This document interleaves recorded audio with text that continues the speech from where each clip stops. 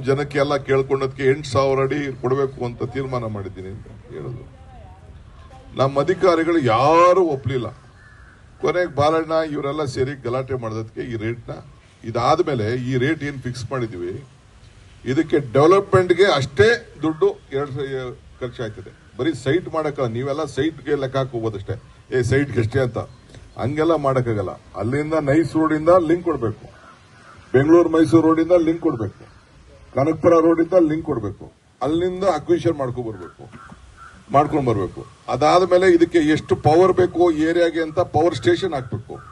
ಅದಾದ್ಮೇಲೆ ನೀರು ತರಬೇಕು. ಸುಮ್ಮನೆ ಸೈಟ್ ಅಂತ ಕೊಡಕ್ಕಾಯ್ತಿತ್ತಾ? ಯಾರೋ ಬೇರೆ ಲೇಔಟ್ ಮಾಡ್ತಾರಲ್ಲ ಹಳ್ಳಿಲಿ, ಹಂಗ್ ಮಾಡಕ್ಕಾಯ್ತಿತ್ತಾ? ಹಂಗ್ ಮಾಡಕ್ಕಾಗಲ್ಲ. ಅದಕ್ಕೆ ಏನೇನು ಇಂಡಸ್ಟ್ರಿ ಪವರ್ ಬೇಕು, ನೀರ್ ಬೇಕು, ಸಿರ್ವೇಜ್ ಬೇಕು, ರೋಡ್ ಕನೆಕ್ಟಿವಿಟಿ ಬರಬೇಕು.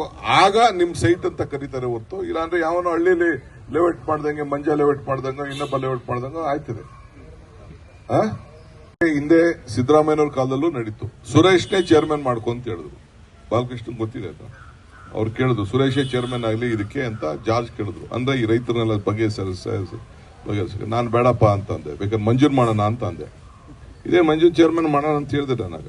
ಆಗ ನಮ್ಮ ಪಾರ್ಟಿಲಿ ಇದ್ದ ಅವ್ನು ಮಂಜ. ಆಮೇಲೆ ಅವ್ರು ಒಪ್ಲಿಲ್ಲ. ಅದು ಯಾಕೆ ಒಪ್ಲಿಲ್ಲ ಗೊತ್ತಿಲ್ಲ ನನಗೆ. ಇಲ್ಲ ಇವ್ನು ಬೇಡ, ಇವನಲ್ಲಿ ಲೋಕಲ್ ಏಜೆಂಟ್, ಇವನು ಜಮೀನ್ ವ್ಯವಹಾರ ಮಾಡ್ತಾ ಇದ್ದಾನೆ, ರೈತರಿಗೆ ನ್ಯಾಯ ಬರೋಕ್ಕಾಗಲ್ಲ ಅಂತ ಜಾರ್ಜ್ ಒಪ್ಲಿಲ್ಲ.